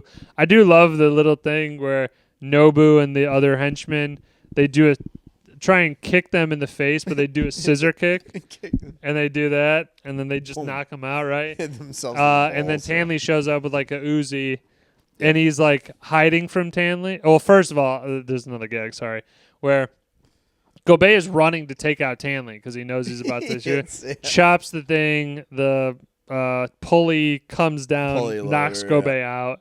He goes, oh, shit. And Haru like hides behind like a pole, and he actually works. He has like he has like a fat he made a little old decoy. Then he shoots the decoy, and then he comes out of nowhere, and he's like, you missed me. Takes out 2 giant blades, and then he does the thing. Blocks all the bullets. And Martin Tanley's just like blown away by this. Blocks all the bullets, and then he knocks out Tanley. Joey knocks out Tanley, though. No. Joey knocks out he one hits of the other Tanley henchmen. over a box, and then he goes to go get Allison. Yeah, he knocks him out momentarily, and then he goes back to Allison, and then from there shoots a harpoon through the one wall, and then basically goes into the harpoon goes into the truck. The truck pulls away. Truck pulls the whole mechanism with the platform. Wheels, yeah. Hits the bomb perfectly onto the thing, into the truck. The bomb, which is Martin Tanley been ticking the whole time down. Martin Tanley drives away, blows up, and then he somehow gets out of that as well. And then basically they capture the bad guys. Yep. Chris Rock comes in and does the same thing. He's trying to go up a palm tree, and he falls on the one guy. And he's like, "Great black ninja." Good technique, Joey, or something. He has some line. Good job, Joey. And that was the movie. And then they do. Well, then they go back to Japan. And now they're like dating, I guess. Him and Allison. Yeah. Yep. And then Haru's in Liu Kang, he's in a wheelchair, and I'm like, well, it's clearly gonna be pulled when the car pulls away, which is they do show the line that he's got the pull. And he gets launched into the sea, which is fucking really hilarious. far. Well, the best part, it's ridiculous. The best part that Christy pointed out too is that I know the movie. Obviously, she had never seen it. He just keeps going up. Yeah. There's no arc. He would have hit the rocks, but then he gets like a second momentum and he boosts more. Yeah. Well, that's the same thing with Chris Farley and Chris Rock when they get launched. Yeah, when the angle is the like palm tree. Yeah. We'll talk about it in a second here. But that's the movie. Funny movie. Again, good favorite scenes there. But let's go real quick. It's tough for this movie to be like, who's stole the show or whatever. I guess Liu Kang. I'm personally a big fan of Robin Shaw in this. Or Chris Rock.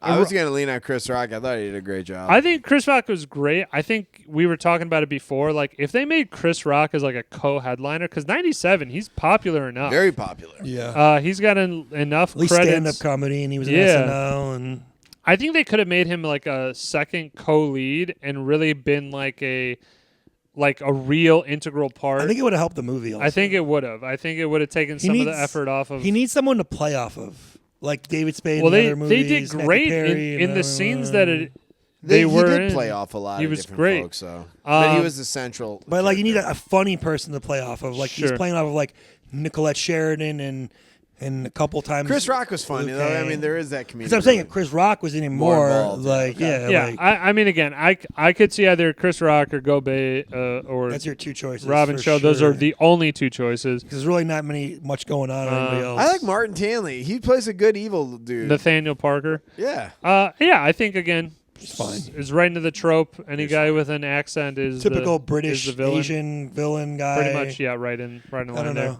He's not bad or anything. He's fine. Sure. So let's just get into that guy. Liu Kang. Well, Robin Shaw, I think, he's not that guy. He's Mortal Kombat. He's fucking Liu Kang. Yeah, I know, but he's not that guy. For sure. That is that guy. So that he's known by the character from Mortal Kombat. You're that guy. The bellhop. It's the definition of that guy. The service desk manager was that guy. What else was he in? Fuck if I know. Well, then he's not that guy. You have to know something he's in. He's been in a few different nice shows. I will go into what Bobby's talking about.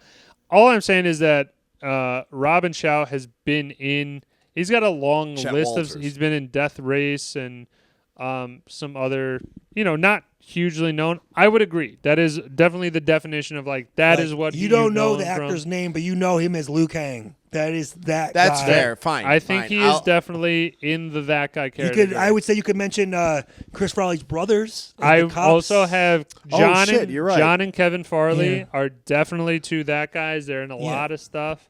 Bench warmers and Yes. just What a about bunch Sensei? He's been in a few things too. He did look familiar. I don't know. Suntek O. He's been in a few things. I would He's say probably been in a bunch of shit from back in. Nicholas Sheridan, Desperate Housewives. Yep. I don't know if that's that person or not. Probably not, but also what she's in. Suntek O was Fa Zhu, which I believe is probably the father in Mulan. That's pretty cool. That is cool. That is cool. Yes, dude. That is cool, Stu. I knew you were gonna get it. That is. Yeah, I mean he's been in some other stuff, All but right. like nothing crazy. Yeah. But the What's that manager at the hotel? I'll get into that. So he looks I forget his semi yeah, his name is familiar. Patrick Breen. He's been in like Christmas with the Cranks. He's He's had been in some shit. So let me he's a look good him up that real guy. quick. But also to me, even though I don't think he's that guy, he's been in enough shit. But Will Sasso Oh yeah, Sure, for yeah. sure. is Yeah. definitely a Yeah. guy Is that where Chet? I think a lot of people, Especially well, then, he definitely would have been that guy. I think a lot of Early, people yeah. just don't know him, but like he had a huge Mad career TV on Mad and- TV. yeah. Mad TV, Galaxy Quest. He's big in that. We will do Galaxy Oh, he's Quest. in, what's Really? he in Galaxy Quest? He's one of the aliens. Oh, that's why I don't. Yeah, He's yeah. one of the. That's Tim Men Allen, in right? Black. Yes. He was Mr. Regkick.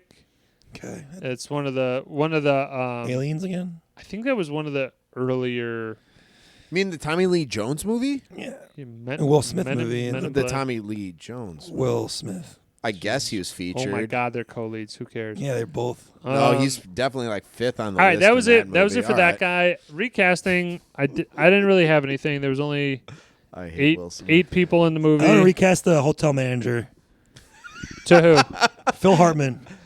Phil Hartman be great. Was he I alive? think Or, he- Was he alive at that It's- time? Well, they this would have is- filmed it in '96 No, no, probably. no, no, so no. When yeah, did I Phil think he died Hartman? right I think he died in '98. when was Phil Hartman. When was That sounds all about the right. Jingle All the Way? '96. 96. So Yeah, he would've been around, I maybe think. if he was alive. Also, Either way, it's fictitious. We could. about Kevin Nealon could work as that same thing. Kevin Nealon is. I think Phil Hartman's definitely- better, Yeah. but, No. you Kevin. know. What about Kevin that guy Diedrich? Dietrich Botter. Can we get Yeah, he's funny. Sandler in the movie somewhere? He's too much of a price. You They're don't have boys. budget. You Not could do him a not favor. in 97. They're boys. They go in each other's movies. He's in I'm- Billy Madison. He could be making an Fair. appearance. Yeah. And I think he could have easily done something. maybe like Along the way. Who's the someone guy on, from on the Office Space, the neighbor? Is that the same guy? Diedrich That's Bader. Dietrich Bader. Yeah, I'd rather have Diedrich in there. I think he'd be hilarious. Sure. I'm just saying it opens the door. There's a lot of opportunity for you could do quick cameos. You could have done a quick little scene at the shopping place that he was at. Could have had the owner or the assistant there. Yeah, a lot. I just didn't have any recasting of somebody who I was like, this person is terrible in this No. role, and I need I somebody just wanted to different. upgrade. Upgrade's fine. Could you guys put Chris Tucker in this over Chris Rock? I don't think so. I don't think Okay, he has I was enough. I curious. don't think he has enough to do. Okay, I was just curious. I think Chris Tucker would be great in any role that he's in, but I just think with this one, Chris Rock is just a little bit more meek. Also, in real life, Chris Farley demanded Chris Rock be in this. 'Cause Oh, did he? Good. He's like, I won't do the movie. He's not in it because they're boys. And SNL, they shared an office. That's awesome. So they were I like that. Way to, He said he's his favorite person to work with or That's- write with or That's something. awesome. I didn't know that. So, yeah. I like that. All right, cool. All right, I'm gonna Adds more to the run flavor. through some quotes here.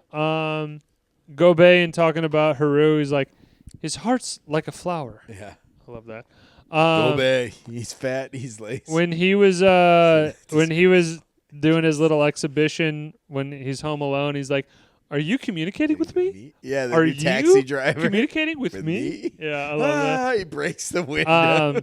I say this all the Or the time. mirrors, yeah. Is when he's like, "Have you ever heard of the legend of the Great White Ninja? Is that you? Some say it is so." And then he uses it later. Have you heard of the Great Black, Black Ninja? Ninja, yeah. Some say it's so. Yeah. You don't look Asian. Yeah. That line real quick. I'll just do it. Do not be fooled by the color of my skin.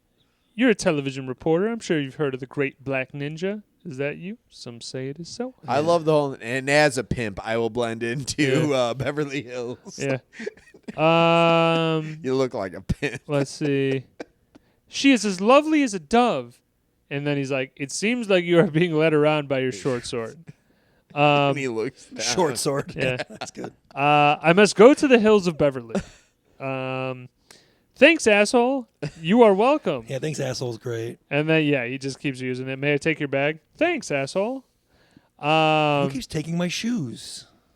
Let's see. I really like the music for this movie, too. Yeah, we're going to get to it. I know. Holy Shinto.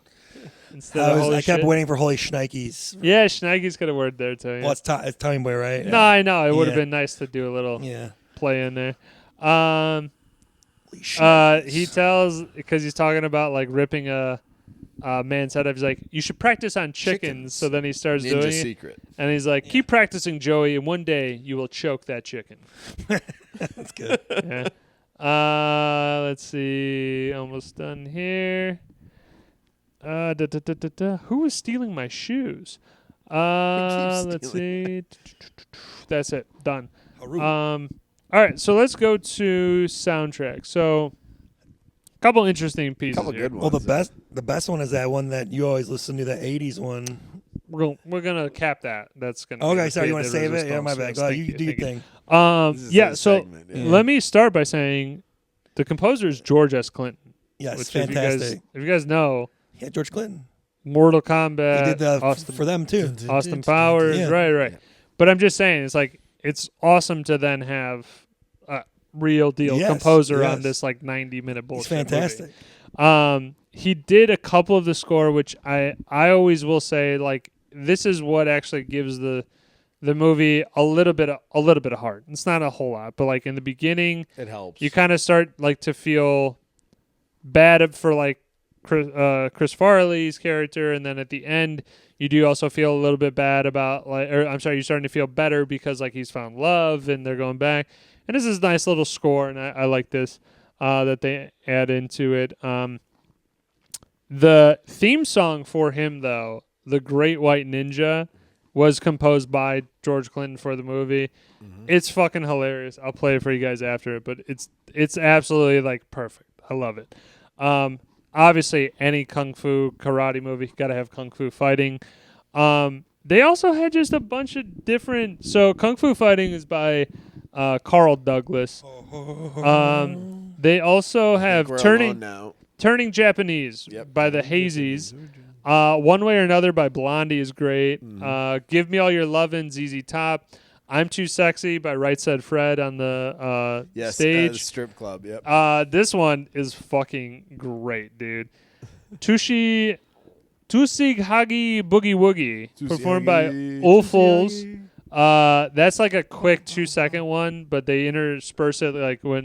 That's when they're fighting at the hibachi place. Yeah, I think so. When he has the fish. I think We're Alone Now, the Japanese version, performed by Lene Lovich.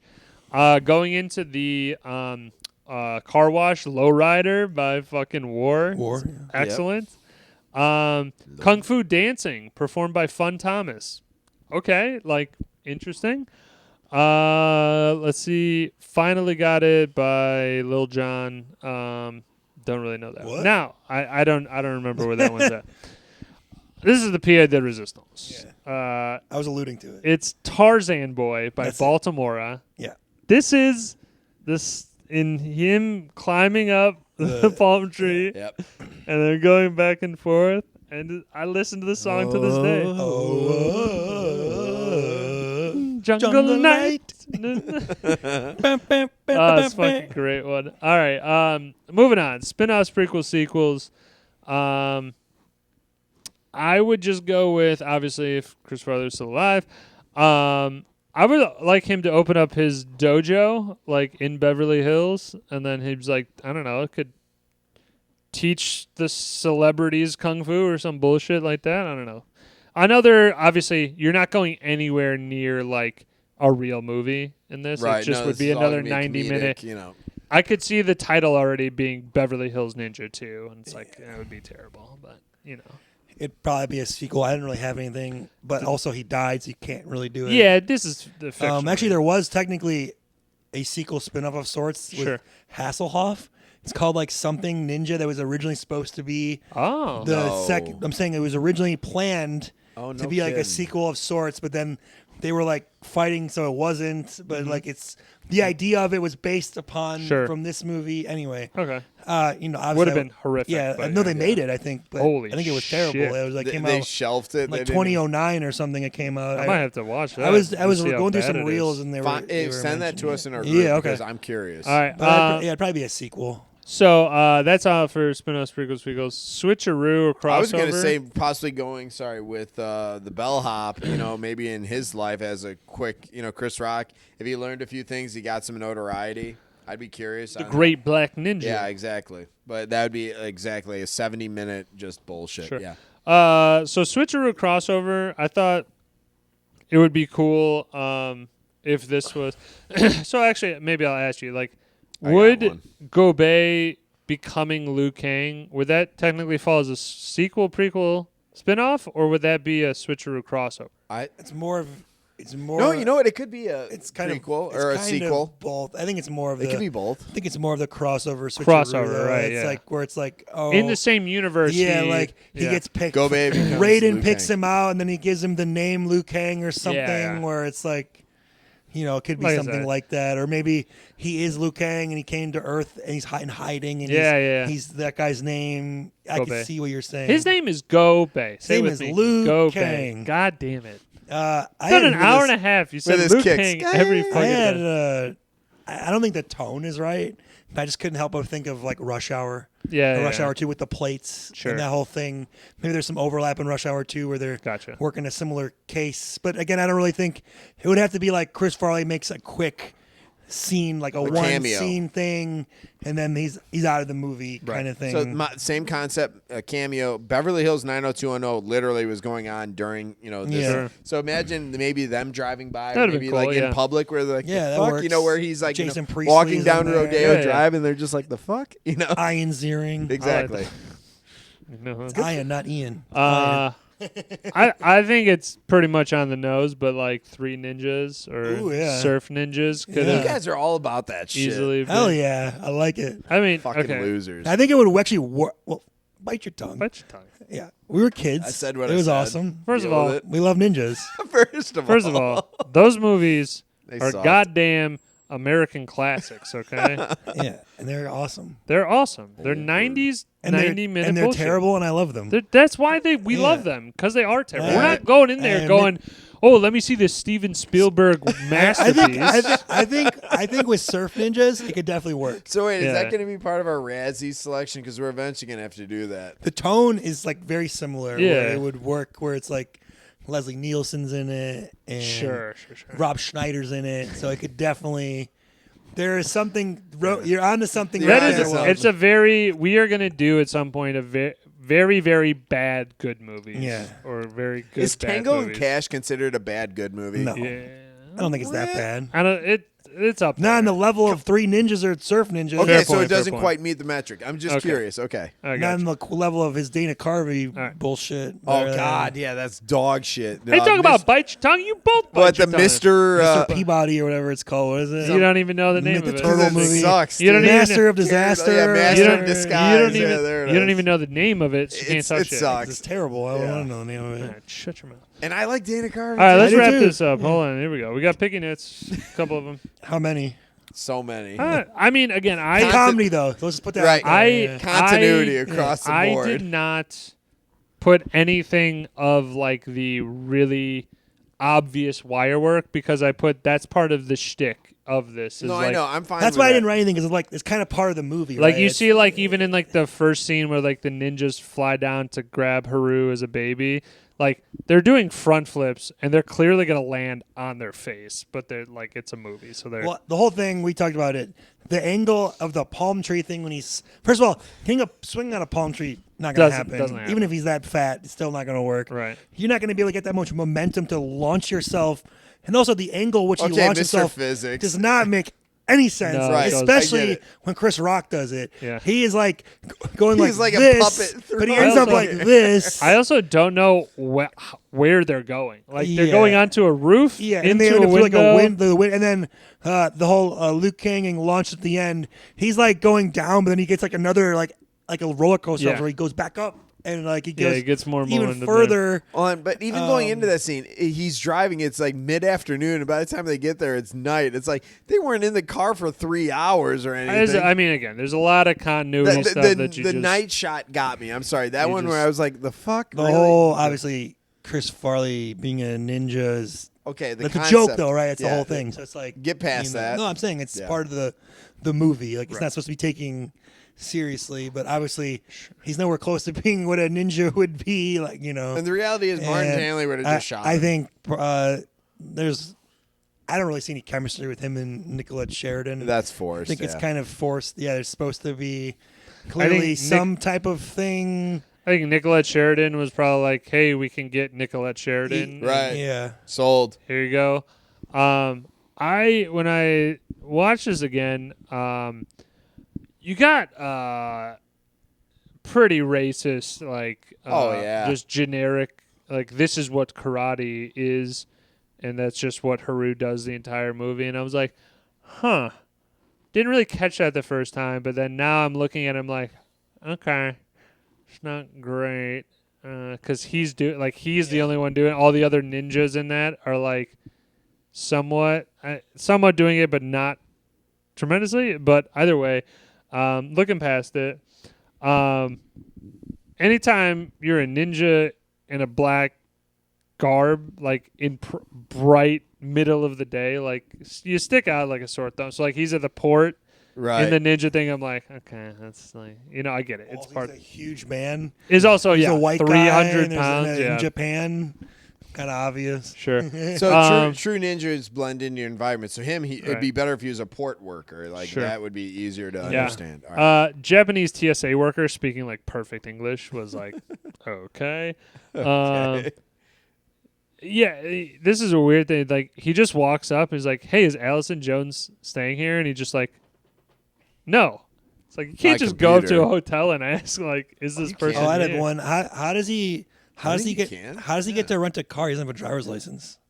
Yeah, He's never fair. driven a car in his entire Right. life. Clearly, There's a bunch of that. how does he even know how to stuff. drive the car? There's a bunch also? of other stuff that like is That's a is good point. is Fair part of point. that where like he just like the Chet Walters thing, like he just embodies him right And he away. knows how to use knows the exactly how to use the accent, Yeah. the And machines. I kind of wish this is not the pickiness. More of like I would have liked more of this.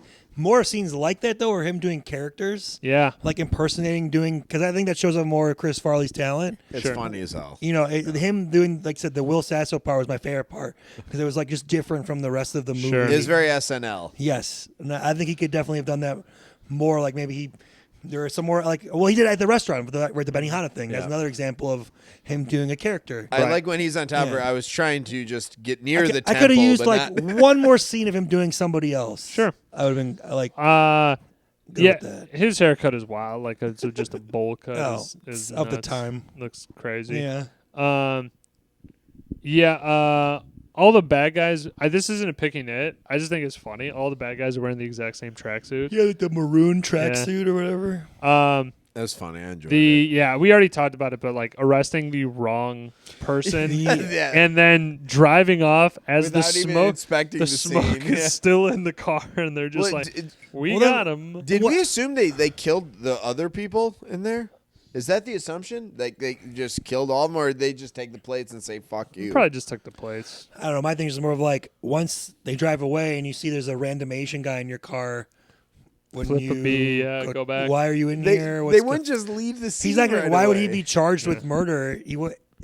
It was Chris Farley. They think It was like, "You are not the same." I had to man." escape from jail, and it's like, I love Yeah, that. yeah. Also, He's how prosecuted. did that happen? I love that he's up Yeah. in the or the Enlightenment. He's like, I had to escape from It's jail. how, it's how corrupt LA cops are. Apparently, it's like, Yeah. yeah, you're going to jail. Maybe they should have had like him roll out the back seat or something, Right. like escape, like because he's a ninja, that type of thing. And then the last one is like, you go with the bomb, okay, but you go with the bomb, and then the whole fucking thing, grabs the bomb on the way out, perfectly done. Like it falls off to the falls side, like even 30 in the feet. film, Even and then bef- it's even on before it. that, he has 4 minutes to come back and save her. Yeah. He gets in a fight for like 10 minutes. Yeah. There's no way he would have made it. She'd have been blown up the sky high. Like, yeah, and then it doesn't blow up then, sorry. No, and then you're it good. blows up when the time goes off. But Tanley is like, "I'm good. Yeah. I just get out of the car." Again, it's a yeah, shticky I love his movie. thing though. It's like, are we dead? Yeah. Yeah. He's like, I doubted myself there for a second, and he Yeah. puts his arm on the. but yeah, I agree. It's something where it's supposed to be a comedy. I think they wanted to keep it PG-13, no deaths, stuff like that Right. stuff. But this is what I'll say, man, is that it is what it is. If you're hating on the movie, it's because you simply don't like to laugh Right. about stupid comedies. Dumb shit. Yeah. If somebody came in here and was like, "This is the worst piece of shit movie ever," then I'd be like, "Well, clearly you didn't get it. You didn't I could understand see someone what saying that. what is If we're just coming in cold to it, I could definitely. if you're trying to think that it's going to be a better movie than that, then like I said before, you expecting a Spielberg masterpiece, you're going to be sorely disappointed. I don't know. I think you kind of said it, but like I don't think it necessarily holds up as well as other comedies from that era or style like that. I think you find definitely a drop off in that the but- end of the 90s. There's only a handful that really made. Like for example, like Billy Madison is dumb, right? But I think it still Right. holds up. It's still funny to me. Like When it's was- stupid. What was the year was Billy Madison? 95. Yep. Yeah. So like there's like he's doing dumb voices and he sees like a penguin and there's stupid shit in it, right? Yeah. Right. But there's still like other parts where like there's dialogue and characters and things that I think it holds up. Whereas this movie is like a lot of him falling down, him running into things, him being a klutz is like Yeah. the whole shtick of this movie. Well, think about like just as a comparison with Billy Madison. Yeah. At the heart of that movie, it's a very, very simple premise. I want my father to respect me. It's and- simple too. Like I'm going to America to Beverly Hills to I be a get you, ninja. yeah. Sure, but I'm saying that premise, Billy Madison has heart in it. Yes. This one, that's people can very much relate to. A lot of people can't relate to be like, I'm coming to America unless you're in Yeah. Japan. I think And I'm sure this movie did not do well in I- Japan. If you don't think like Chris Farley, like this type of humor, like works for you, like said him falling down and being an oaf kind of thing, you're gonna probably hate this movie because that's the entire But thing. let's wrap it up. Yep. Let's put a bow on it. I will start. I could see a lot of people put this as a stream. I would say that It is available on YouTube if you guys want to.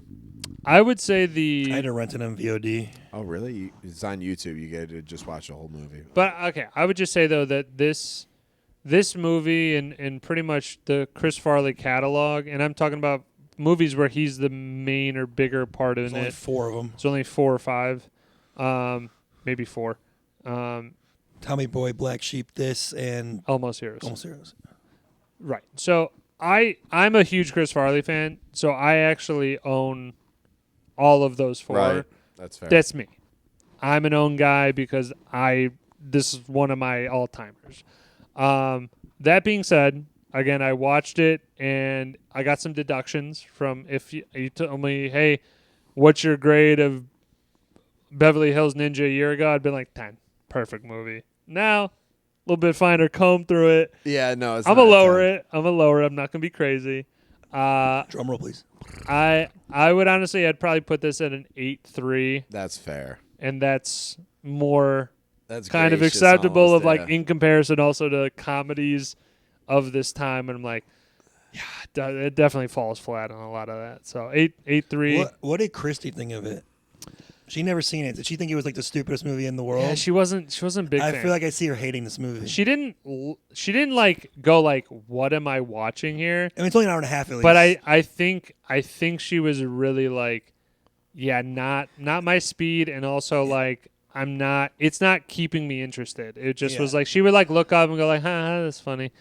Like hey, that one part was funny, and then it would be like that. She laughed like maybe a handful of times, but again, not her cup of tea. Yeah. What do you got, Bob? I'm gonna go with stream on this. There is a lot of different issues with this movie. I love Chris Farley, so you really got to enjoy his styling, his type of comedic presence. Honestly, and now that I've watched this as an adult, early on, yes, loved it. But honestly, by the time they got to the ink specialist, I was ready to pause this movie just to take a break, maybe to pick it up later.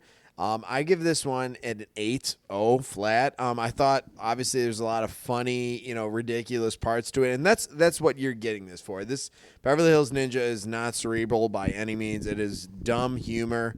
And, it delivers on that. So I give it an 8. They had, a hot chick in there. You had Liu Kang. So there's some and Chris Rock. So you have some star-studded cast to some degree. So, yeah, 8.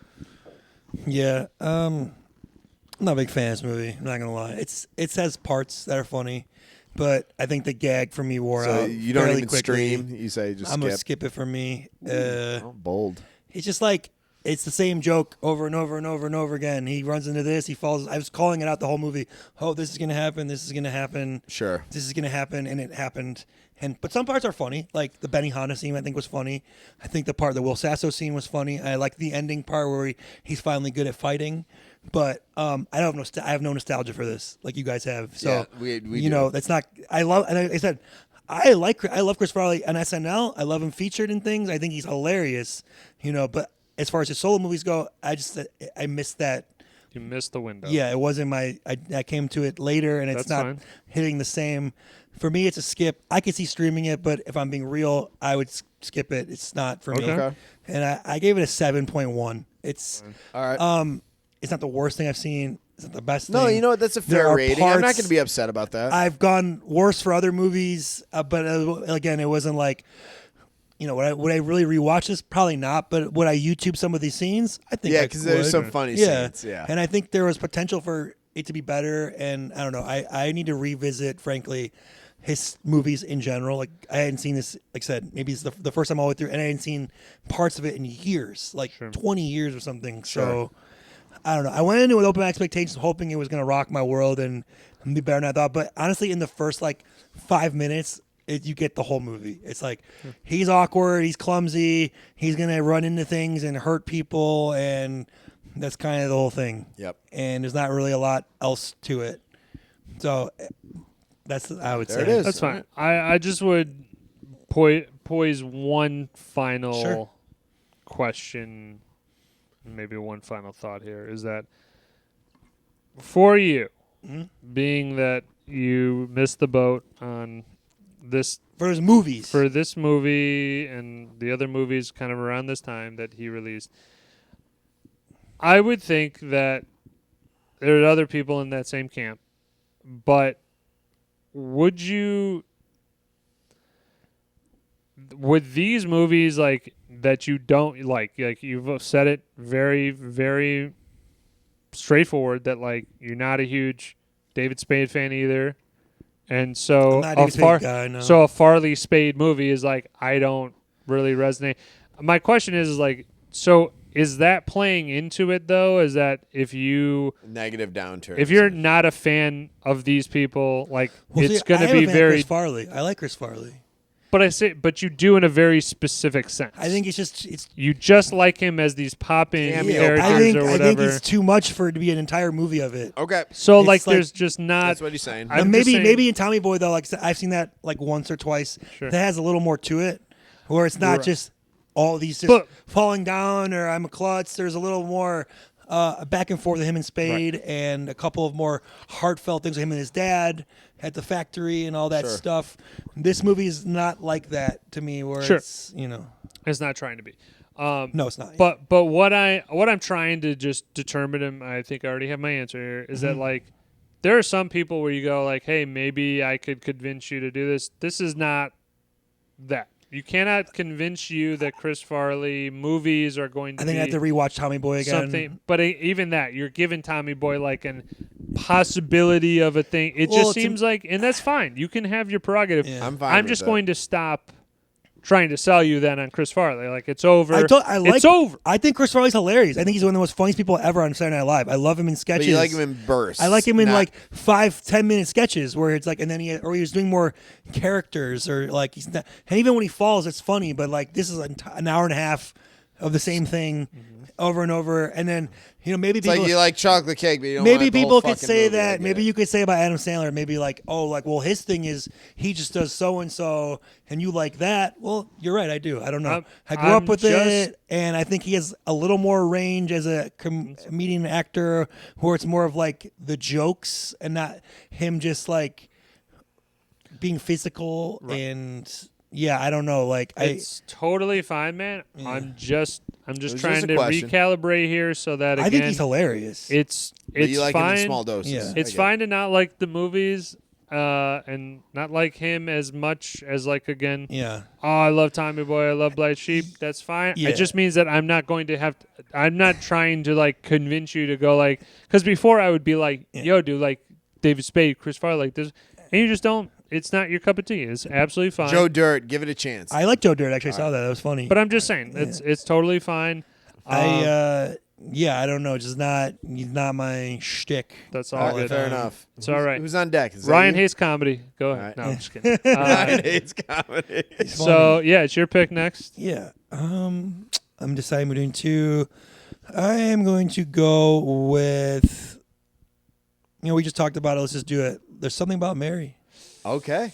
This has been in the Yeah. doc for the while. It was between that Brett and Favre is in it. it was I between love it was between that and Meet the Fabre. Parents. But I'm That's gonna, a good one. I'm gonna go with something about Mary because I haven't seen that in a longer amount of time. Kind of like revisiting it. Hell yeah. Yeah. So All right, there's something, about Mary. Mary. Let's do All it. right. and I don't think we've done Ben Stiller yet. Are we? I don't think so. I think we have. I don't think we've done any Ben Stiller. Well, he might have been. We've done Happy outside Gilmore. of Happy Gilmore, like his But movie. We have Yeah. not done him as a Ben starring Stiller role. vehicle. Vehicle. Let's put it that Okay. way. Definitely not. But check it out. right. There's something about Mary. It's on Netflix. Yeah. Thanks, boys. This is a good one. We'll be seeing you guys soon. Journeymen Lounge podcast. We'll ride again. Hi.